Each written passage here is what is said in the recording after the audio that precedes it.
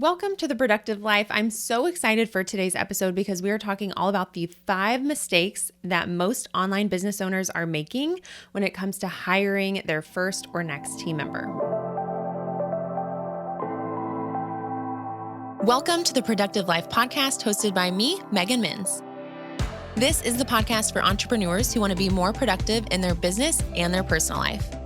Because as a business owner, your business and personal life are connected, and we can't talk about one without talking about the other. Each week, you'll learn about productivity, organization, personal development, self-care, business strategies, and more. And now, let's get started. I love talking about hiring with online business owners because so many of us started our business because we love what we do. We loved our craft. We love our service. We want to help people, but we're not necessarily experts in running the business, in hiring and recruiting, and we don't necessarily have people on our team to do that for us. And I have a lot of experience in recruiting in the professional sense. For several years, I was a corporate human resources associate. I did recruiting for really high-level specialty technical roles. I also have a master's in HR and organizational development, and I've been hiring my own contractors since about 2016 and helping other business owners hire their own contractors and full-time employees for about as long. And even though I have all of that experience, I have still made plenty of these mistakes myself. So despite the experience, despite the knowledge, I found myself making some of the same mistakes because, like I said at the beginning, we are online business owners who are just eager for help, especially once you realize you're ready to hire. It's so easy to just want to get someone as quickly as humanly possible. And so I say all of these mistakes I'm about to go through are mistakes I have made. I have learned the hard way, both in corporate and in my own business and in working with clients, on how important it is to avoid making these mistakes when possible. But it's okay if you've made them. There's no shame or guilt or embarrassment or negative feelings. It's just good to have this awareness and see the lesson learned, because so often I'm talking with some of my friends who run really successful online businesses, and they often feel like when they maybe made a bad hire, that either they are bad at hiring or the person they hired was the wrong person. Or maybe they're scared to ever hire again, which we talked about in podcast 45, if you haven't heard that yet. Not 45, it was episode 46. So if you're afraid to hire, definitely go listen to episode 46. And anytime I've been talking with one of my online business owner friends who is very successful in business, so often they get so discouraged about hiring. Maybe they hired someone and they had a bad experience. They either walk away from that experience feeling like they are bad at hiring, maybe they really don't need help, or the person they hired was the wrong person. And it could be one of those, but also I find that so many business owners are just making the exact same mistakes that I used to make, and that we don't have to assume that there's no one out there to help us or that we're terrible at hiring, so we're doomed to fail. Not at all. So let's go ahead and dig into the mistakes. I know you're ready to hear them. So let's jump in with mistake number 1. And this is not having the clarity on what you want from this person, this role, this position. Because when we don't have this clarity, we tend to not actually end up hiring the right person because we didn't go into the entire hiring process with that clarity. We don't really have the clarity of what we want help with, what skills are required. And I find that what's most important and missing is what outcomes we want this person to own. Is this someone who's just going to execute and not take any initiative, which sometimes you need? Or is this someone you want to have ownership, creative and strategic thinking, own outcomes, take forward initiative, come up with ideas, take action, anticipate needs? There's so many nuances there we often don't think about when it comes to hiring. So it's not just the bullet points on a job description. It's not just the skills. It's what is the bigger role they're playing in your business? What are your expectations for how they're going to show up on a day-to-day basis, on how they're going to show up in the long run and what impact they're going to have in your business? So I think it really starts with that clarity piece of not just the bullet points on the job description, but those bigger picture things that you're looking for. For example, if you are a creative who hates project managing. You open up your project management system like Asana or Trello or ClickUp, and you just hate having to build out all the tasks, assign deadlines. You end up kind of ignoring them, and you really just want to have this great idea and then have someone help you execute on that idea.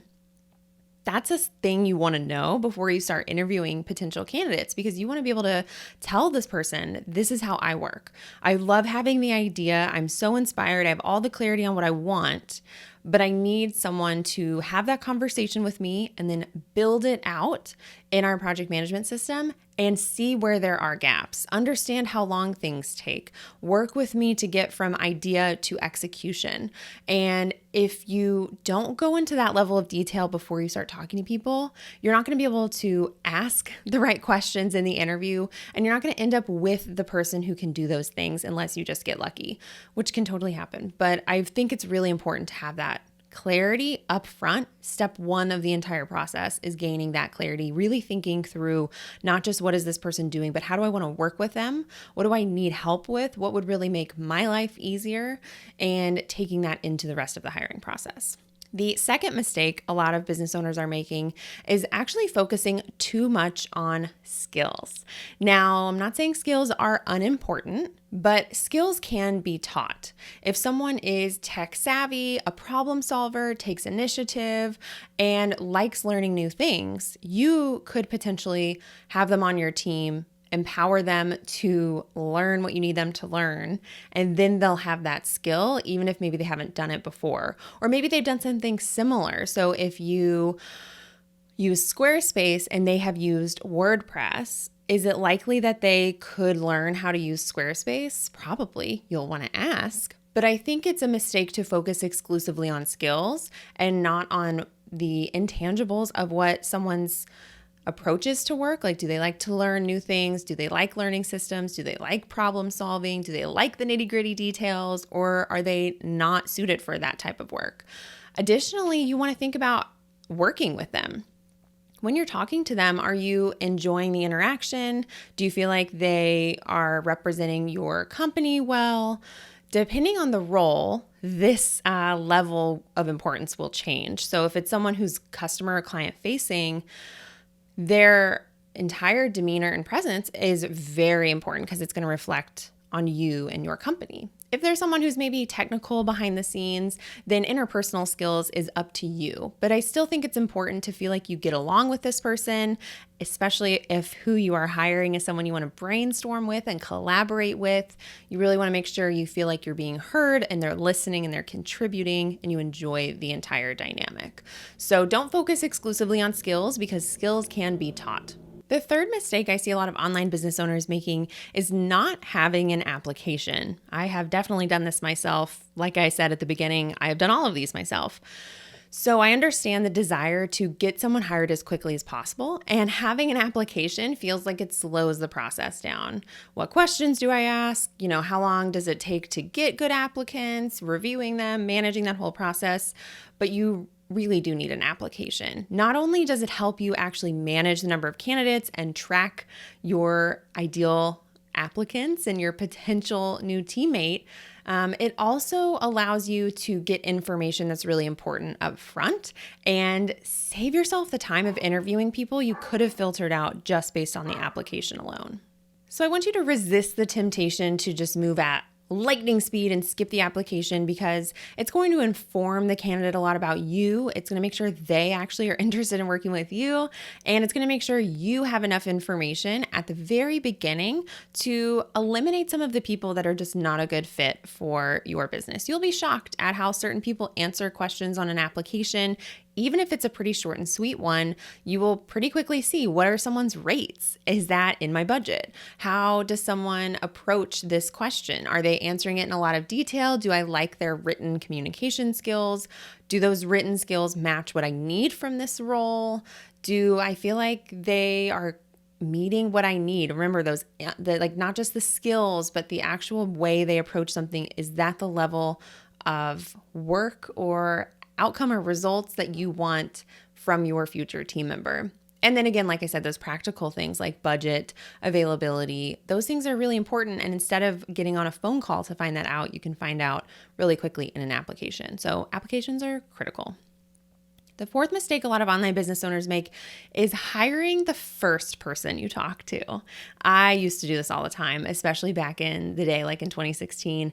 I would have one interview with one person and I'd be like, they're amazing, they're perfect, that's it, let's hire, let's do it.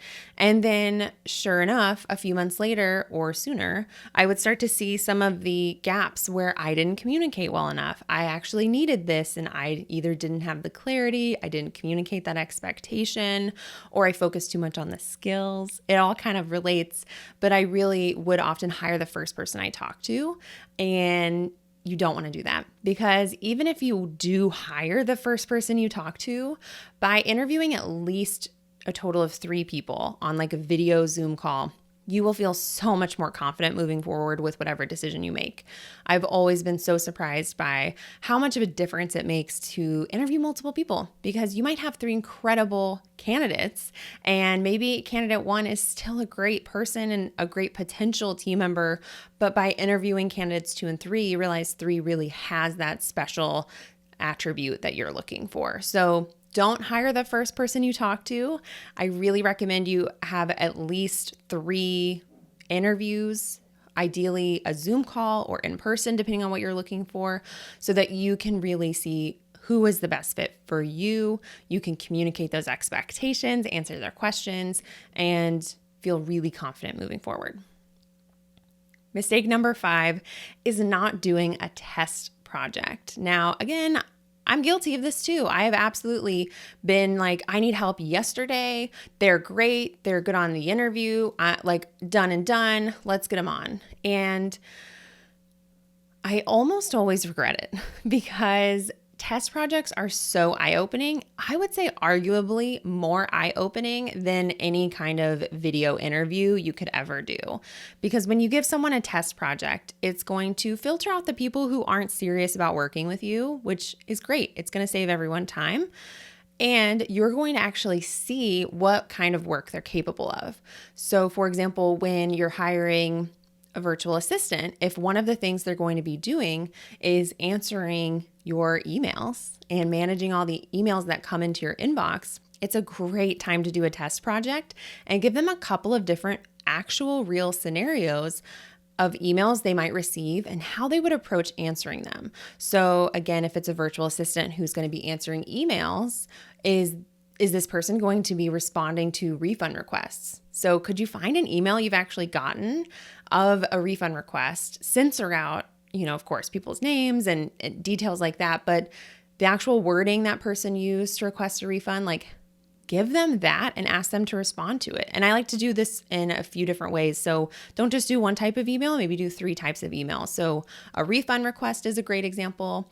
Another one can be someone who's like asking you a question. You know, those wonderful people in your community who email you and are just like, hey, I know you teach about X. I was just wondering about Y. Do you have any resources on that? How would this person handle that? And this kind of thing is really cool because you'll see certain candidates will actually find things you've already done, blog posts, social media posts, podcast interviews, YouTube videos, and pull that into their response. And you'll be blown away when you realize someone else can do that for you.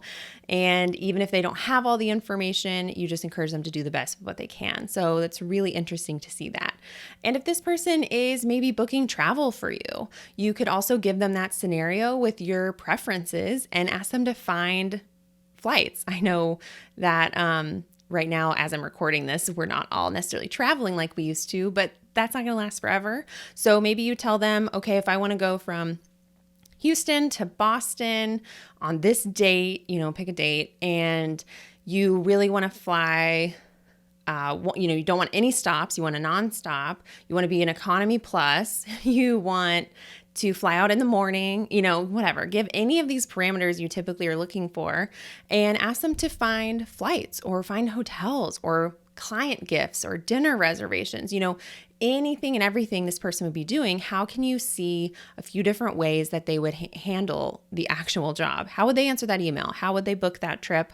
How would they buy that gift? How would they onboard your client?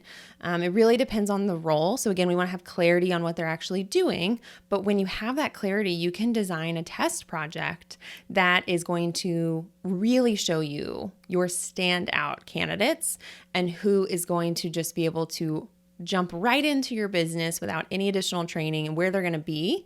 Again, we can always do more training. We can always refine the process. We can always educate and support and coach our team.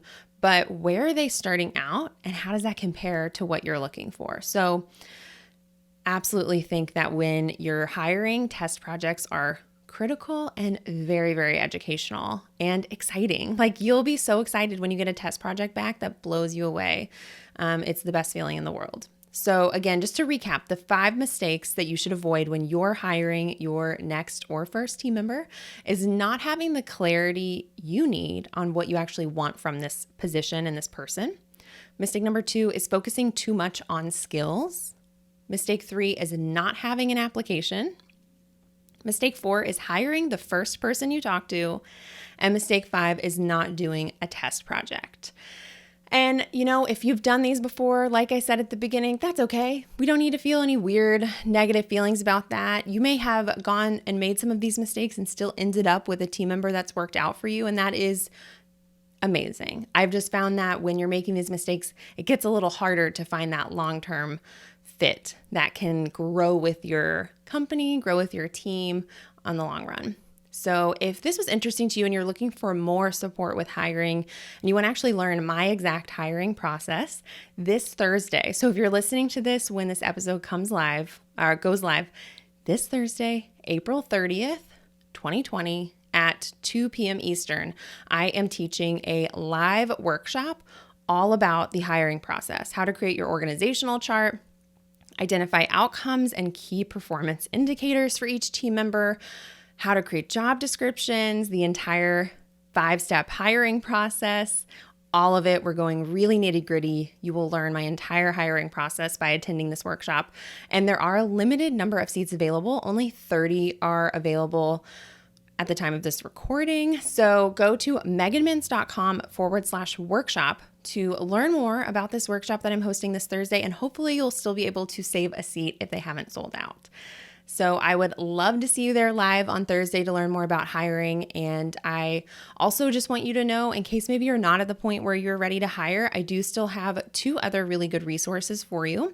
So if you go to meganmins.com/training, you'll get access to a free on-demand webinar where you will learn how to achieve your goals while working less and having more fun.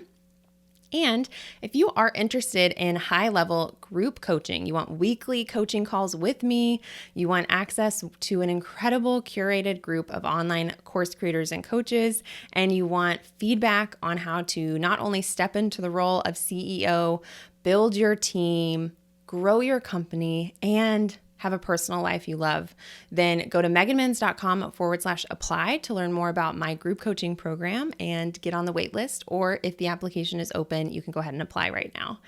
I would love to see you on Thursday. Again, that's meganmins.com/workshop. Go save a seat, and I will talk to you next week. Thank you for listening to the Productive Life Podcast. If you enjoyed today's episode, it would mean so much to me if you would share your biggest takeaway on your Instagram stories or wherever you hang out. This helps me understand what you find the most helpful so that I can make more episodes and resources like this. If this podcast has helped you at all, please take just 1 minute to leave a review on iTunes so that we can help spread the word about the Productive Life Podcast with others who may enjoy it. And last but not least, don't forget to subscribe to the podcast to get the latest episodes sent to you directly. To learn how to work with me one-on-one or get instant access to freebies, trainings, templates, workshops, and more, be sure to go to meganmins.com right now. I'll see you in the next episode.